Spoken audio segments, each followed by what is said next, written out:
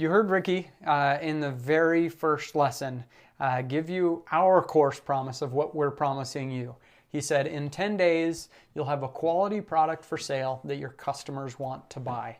And that actually is what we're going to talk about in this video. Not our course promise, but what promise you can make to your customers. Exactly. So the idea behind the course promise, it's not ever a list of the things that you're going to provide them in the course, or even a list of all the things they're going to get out of the course. What we're looking at is big picture. What is the transformation that is going to take place in the life of the customer when they go through this course? What is the overarching picture of what's going to change?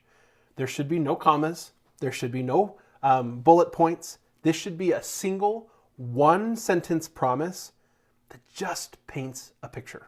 And this is focused on the customer, not on you. It's not a 300-page ebook with 75 chapters. No, that's about just the delivery of the content. This customer promise should start with the word you'll. You'll do this. You'll have this. You'll be able to do this. It's what the customer will be able to do. You'll. What kind of word is that? It's hard to say that word stand alone. You'll. But these are hard and fast rules you're not allowed to break. No commas, no bullet points, no lists of any kind. One sentence, the only punctuation allowed is a period or maybe an exclamation point. And we're saying that because it forces you to think about what you're actually giving the customer. If I have a parenting course, I'm not teaching, I'll teach you how to have your kid have better sleep, become more obedient, and eat their dinner. Well, those are chapters, but what's the actual transformation we're trying to take for this parent? What are they trying to do? They want to have a peaceful household. Or whatever it is, right? So that's what we're focused on, the end result. It's a picture of them after the transformation. So let's give you a few examples here that we've come up with. So if you had a product in the disc golf space. Some people don't know what that is, by the way. Frisbees that Frisbee you throw. golf, frothing. I lived to froth in that movie. There's these cool goals that have these chains, and once you hit that goal, it lands in there and you've hit the hole. Anyway. So a promise here for a potential disc golf course might be something like, you'll have the knowledge and skill to be competitive in local disc golf tournaments.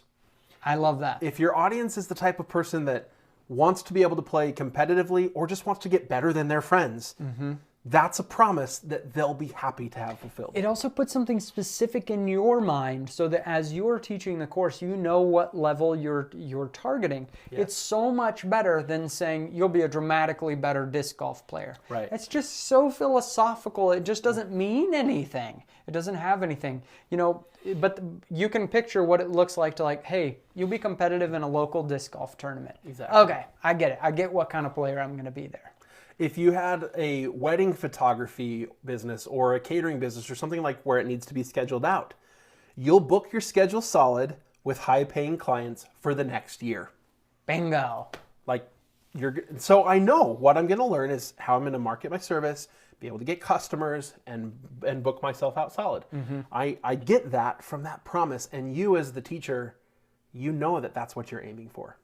All right, if you have a website or a YouTube channel on full-time traveling the world, a great course promise could be you'll become a full-time traveler without spending any of your savings. That's great because it's telling us that if it's just how to become a full-time traveler, I'm like, yeah, you throw stuff in a suitcase and you just start traveling. Right. But it's telling them specifically, oh, this is about the money. It's about how to do this and make it work so that you're earning money as you go.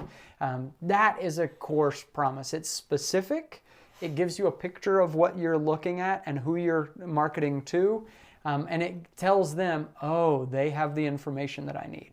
So at this point, take out your worksheet, and you might have to start on another piece of paper or in a word processor, but the idea here is you want to kind of work through in Wordsmith a course promise based on at least what you think your course promise could be for the course that you intend to create.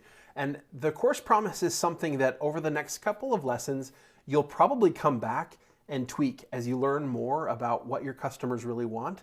But let's come up with a starting point and let's write out in pencil a course promise that'll give you a great starting point for today. Because it's very important that you have this. I mean, Project 24, our course promise, and we need to talk about the word promise, is replace your current income with income from passive income properties, websites, or a YouTube channel in about 24 months. Yeah.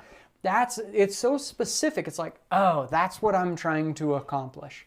Now, the word promise, we do need to be careful with promises in marketing, that they aren't going to be hollow promises. Right. I can't promise you that you're going to replace your current income with money from passive income websites, but that's my goal in what I'm trying to teach you, so that you have the skills to do. Now, it's going to be completely up to your hard work, skill, and dedication and time. But that's my goal. And so don't be worried about, keep your promise realistic, but don't be worried about, I can't say that, because in the marketing, we're going to soften it in the ways we need to. Exactly. This is for your benefit.